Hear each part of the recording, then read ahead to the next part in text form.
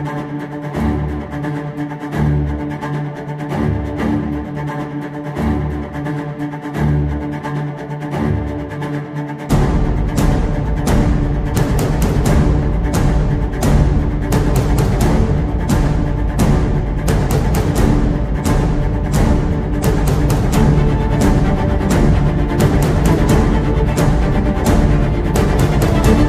kerja nasional dapat dilaksanakan dengan aman, tertib, lancar.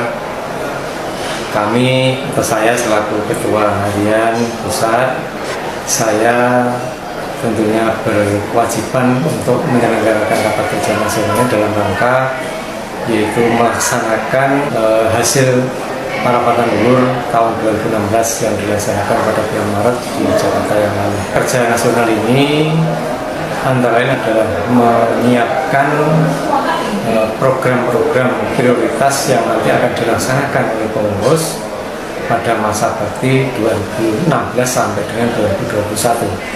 Nah, dari program-program yang kita susun ini tentunya kita berharap dapat didukung oleh seluruh keluarga besar SLT dimanapun berada, sehingga apa yang kita program ke depan ini benar-benar dapat dirasakan guna manfaatnya khususnya bagi keluarga besar SLT dan juga bagi masyarakat secara keseluruhan. Wangi.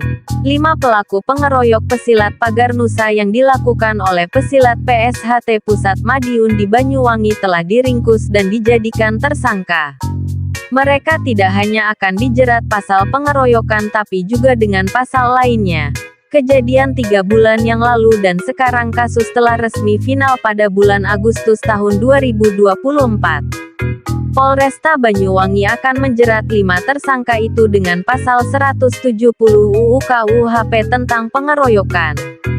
Selain itu kelimanya juga akan dijerat UU Darurat RI nomor 12/1951 tentang senjata tajam. Wakapolresta Banyuwangi AKBP Dewa Putu Eka Darmawan mengatakan bahwa kelima tersangka itu punya peran berbeda. Kelimanya terancam hukuman maksimal 12 tahun penjara. Tersangka MRIP, 27, diketahui sebagai pelaku utama yang melakukan aksi duel dan memukuli korban berkali-kali. Selain itu tersangka MDA, 43, berperan memukul korban AYP sebanyak 1 kali dan mengacungkan arit kepada rekan korban agar tidak turut membantu. Lainnya, MBP, 18, berperan mengamankan kedua teman AYP agar MRIP dan AE leluasa menganiaya korban dan turut melakukan pemukulan. Kemudian MRNS, 18, berperan memegang dan menghalangi 2 teman AYP untuk memberikan keleluasaan pada MRIP dan AE menganiaya korban. Terakhir adalah tersangka AE, 21, yang berperan memukul korban AYP di area wajah sebanyak 4 kali dan menginjak area antara kepala dan leher sebelah kiri korban.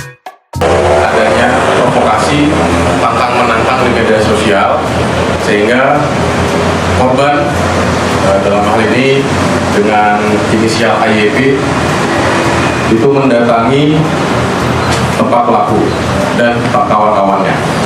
Kemudian terjadilah di sana penganiayaan.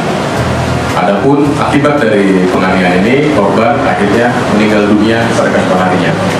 Polisi menyatakan pengeroyokan itu bermula dari saling tantang melalui media sosial antara korban AYP, warga desa Sukomaju, Kecamatan Srono, Banyuwangi dengan salah satu tersangka MRIP.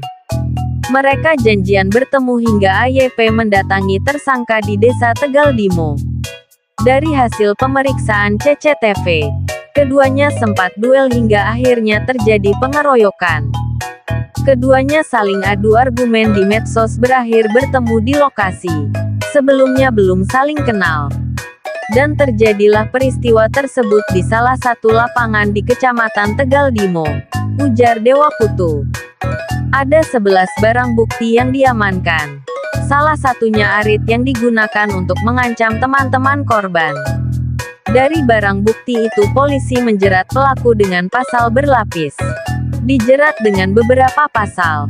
Penganiayaan menyebabkan matinya orang pasal 184 ayat 4 KUHP atau pasal 351 ayat 3 KUHP atau pasal 170 ayat 23 KUHP diancam dengan hukuman penjara paling lama 12 tahun serta UU Darurat RI nomor 12 tahun 1951 tentang senjata tajam dengan hukuman penjara paling lama 12 tahun. Kata Dewa. Sebelumnya, kematian AYP, 20, yang merupakan anggota perguruan silat Pagar Nusa dari Desa Sukomaju, Kecamatan Srono, Banyuwangi nyaris mendapat reaksi spontan dari sejumlah anggota Pagar Nusa lain berpotensi memicu pertikaian antar perguruan silat. Polresta Banyuwangi mengamankan sejumlah orang yang diduga pelaku pengeroyokan dan mengumpulkan sejumlah perguruan silat untuk musyawarah penyelesaian konflik yang berpotensi memicu perselisihan. Kapolresta Banyuwangi Kombes Nanang Haryono menjelaskan pasca pelaporan di Polresta Banyuwangi tim Satreskrim langsung mengamankan sejumlah saksi dan mengantisipasi konflik yang berpotensi meluas. Satreskrim langsung menemui sejumlah perguruan silat. Bersama lintas perguruan ini diperoleh kejelasan dan kesepakatan semuanya menahan diri. Terang Kombes Nanang. Itu tantangan dari sosmed terus janji duel tapi akhirnya malah jadi pengeroyokan. Karena 5 orang ini memukuli AYP. Tambah Nanang. Pasca pertemuan itu, seluruh anggota perguruan silat mendapatkan sosialisasi dari perguruan masing-masing agar menahan diri, serta bersepakat menjaga situasi tetap kondusif.